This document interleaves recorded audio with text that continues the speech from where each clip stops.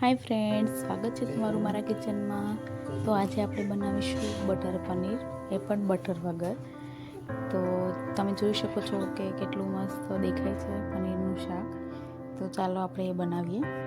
સૌપ્રથમ મેં છે ને 2 ટમેટા લીધા છે અને એને મેં મિક્સરમાં ક્રશ કરી લીધા છે। એની જોડે મેં એક મરચું અને કાશ્મીરી લાલ મરચું નાખ્યું છે। તમારી જોડે કાશ્મીરી લાલ મરચી જે પેલી આવે છે સૂકા એ હોય તો એ પલાળીને નાખી શકો છો, ના હોય તો તમે આ પાવડર બી નાખી શકો છો। એને આપણે પહેલાં ક્રશ કરી લઈશું અને એને એક સાઈડ લઈશું, રહેવા દઈશું। ત્યારબાદ આપણે પનીર લીધું છે। પનીર ઉપર મેં છે ને હળદર, ધાણા જીરું અને પનીરનો જે મસાલો આવે છે ને થોડું સ્પ્રેડ કરી દીધું છે। એને આપણે તેલમાં પછી તળી લઈશું। અને બીજું એ કે કાજુ થોડાક પલાળી રહીશું આપણે અને એને બી પણ એક પ્યુરી બનાવી લઈશું મિક્સરમાં। ત્યારબાદ મેં થોડીક લસણની કળીઓ લીધી છે, એક આદુનો ટુકડો અને 4 મીડિયમ સાઇઝની ડુંગળી છે, એને ક્રશ કરી લઈશું।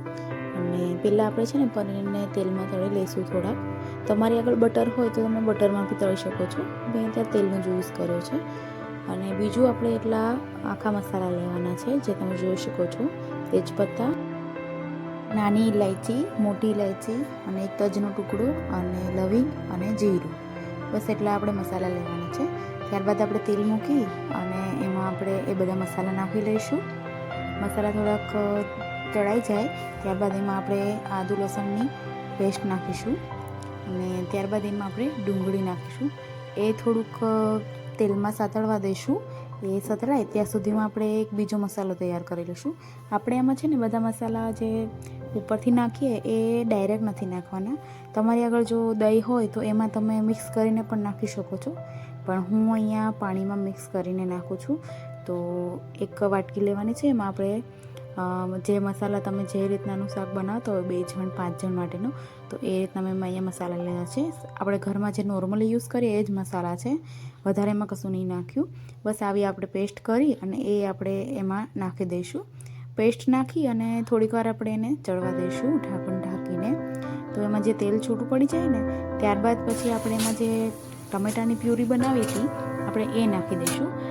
તેલમાં જેટલું સાતળવા દઈશું ને એટલું જ આપણી પ્યુરી છે ને એકદમ મસ્ત બનશે અને એકદમ ગ્રેવી સરસ બનશે। તો ત્યારબાદ આપણે એમાં જરૂર મુજબ મીઠું નાખીશું અને થોડીક વાર ચડવા દઈશું। અને જે આપણે કાજુની પેસ્ટ કરી હતી એ આપણે લાસ્ટમાં એડ કરવાની છે, તેનાથી છે ને તમારી પનીરનું ગ્રેવીનું છે ને એકદમ સ્વાદ મસ્ત આવશે। તો એ તમે જરૂરથી એડ કરશો અને જે બહાર મળે છે એવો જ સેમ કલર આવશે।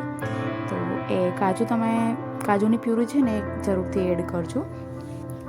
તો તમારી ગ્રેવી બરાબર થઈ ગઈ છે, એને તમે એમાં જે આખા મસાલા નાખ્યા હોય એ કાઢી લઈ ત્યારબાદ એમાં લાસ્ટમાં આપણે પનીર એડ કરી અને 1 થી 2 મિનિટ ચડવા દઈશું। તો તૈયાર છે આપણું પનીરનું શાક।